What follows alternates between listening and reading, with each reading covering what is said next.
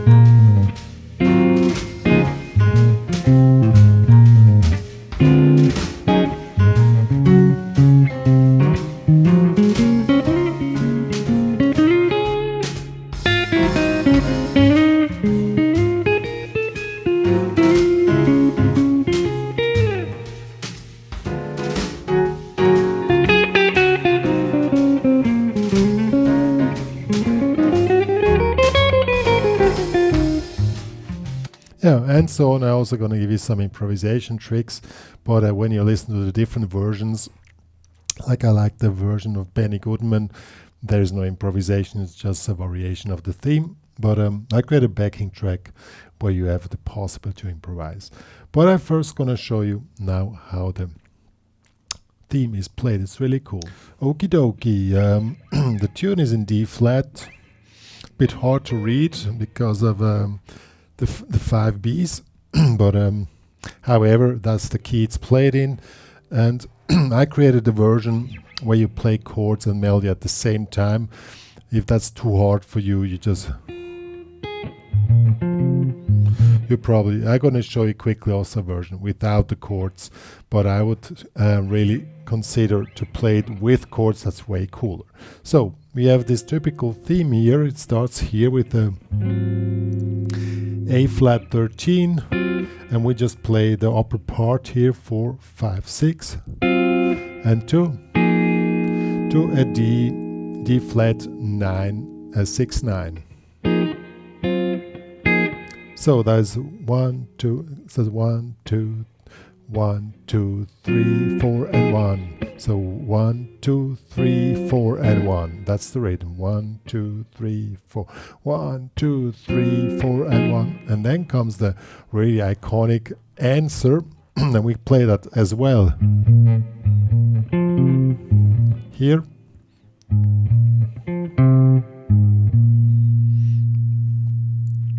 Like this. Same thing again. Then comes a D diminished 7 chord. Here 5, 5, 6, 6 to an E flat minor 11, and we just play the upper part of it. You make a bar here in the 4th fret and here in the 6th fret. If you play the full chord, you can hear there's an E flat minor 11, but since we have a bass here and in the band situation, you just play the upper part. So same rhythm, but now the answer of the melody is different. And then, so that's the really iconic part of Stomping at the Savoy. So I'm gonna play the full thing slow and then with the backing track. So 1, 2, 3, 4, and 1. Oopsie. 1, 2.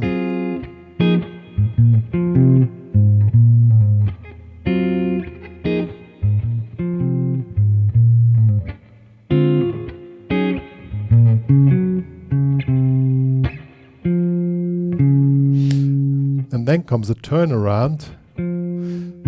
So D flat major to B flat minor 7 to E flat minor 7 and to A flat 13, and then the A section is played twice again.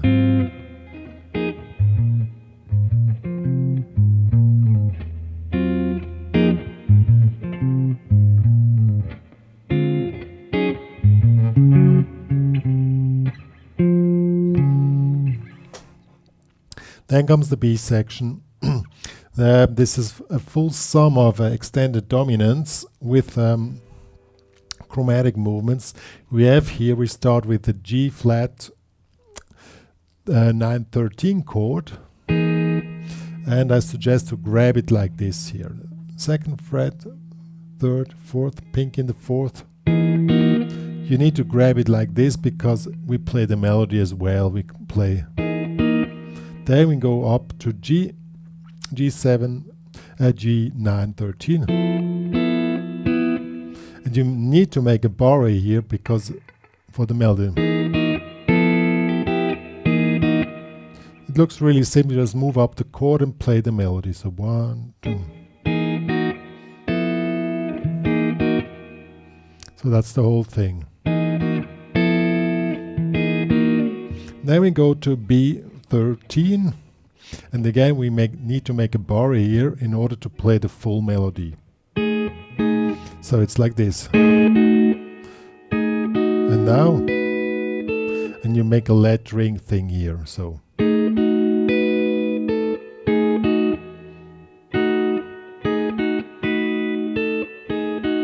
And then at the end, an E9, and we just play the upper part here of E9 from this here, E9. Go to F9. Yeah, as I said, it is a full summer of extended dominants with chromatic stuff. Then goes to A13, and again we make the barry thing because the melody fits nicely, and to A flat, and then the B section is finished, and then comes another A section. So let's play the B section as a full slowly. 1, 2, 3, 4.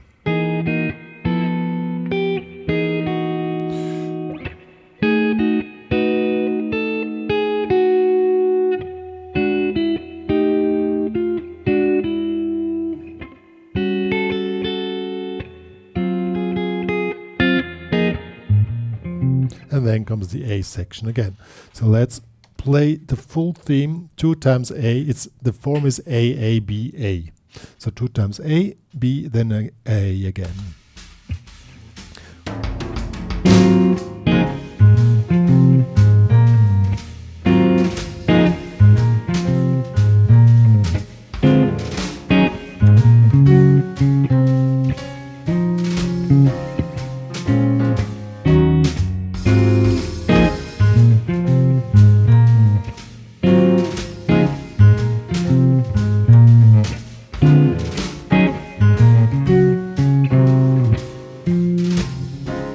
B section.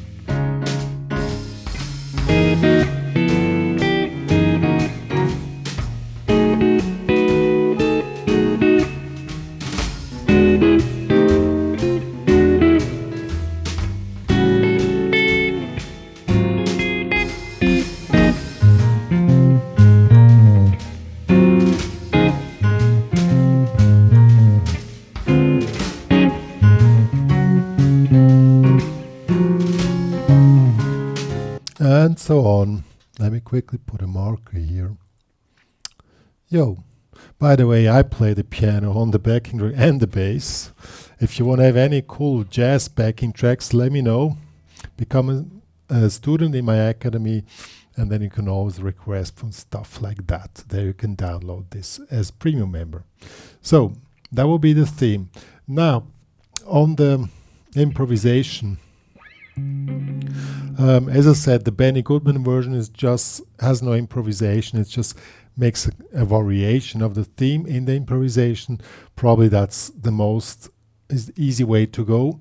But if you want to take it to the improvisation level, what do we have from the chords? We have this kick. So A flat to D flat. So 1, 2. We have 2 bars of D flat major 7. So 1, 2, 3, 4, and 1, 2, 3, 4, and 1, 2. So we have 4 bars basically of D flat major 7. And then we have this kick over the D diminished to E flat minor 7. Then we have 1 bar E flat minor 7 to A flat 7, and then we have a turnaround. So it's really simple. You just play on the D flat major 7, you play Ionian. On the E flat minor 7, you play Dorian, and the A flat 7, you play Mixolydian, and on the turnaround, same thing. So let's give it a shot. But I would suggest you make it really cool and laid back. I just make a little example here.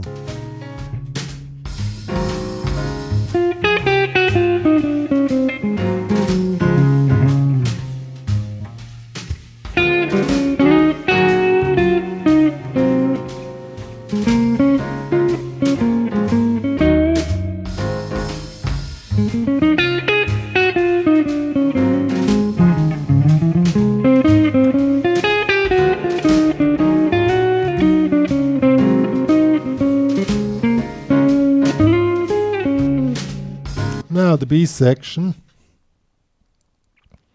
That one is a bit tricky because we have this extended dominance and shifting.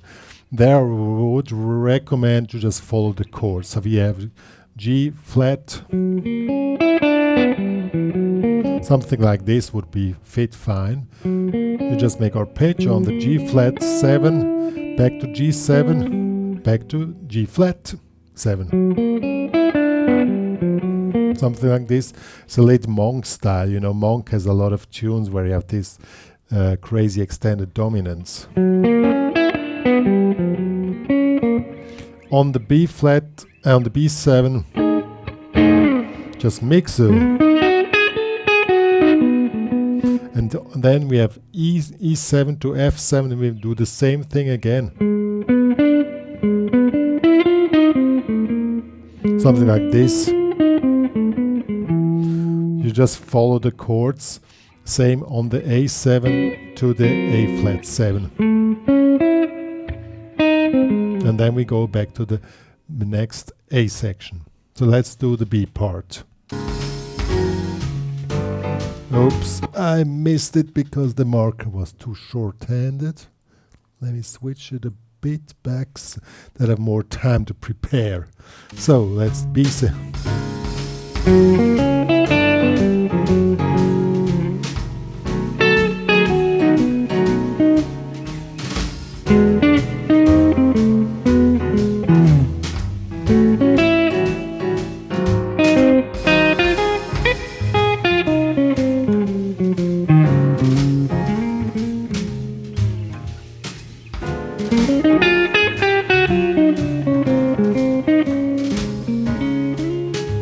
And then comes the theme. You guys, that was Stomping at the Savoy on special request of one of my students. Please also become a student in the Academy. There you can download this cool backing track plus the tabs of the theme. On the improvisation, I never go too specific because there are many ways you can improvise on this, and it really depends a little bit on your personal playing level. And you know, I could also only do like, you know, improvise intermediate level on this tune, but that's really a little bit hard to make general tutorials about improvisation on jazz standards, but maybe I'm going to do that in the future. I will see. That's all me and Dr. Pink are having to say. If you love my channel, please share it, please subscribe, please become a member of the Guitar Academy and support the work which me and Dr. Pink are doing for the guitar community. Bye.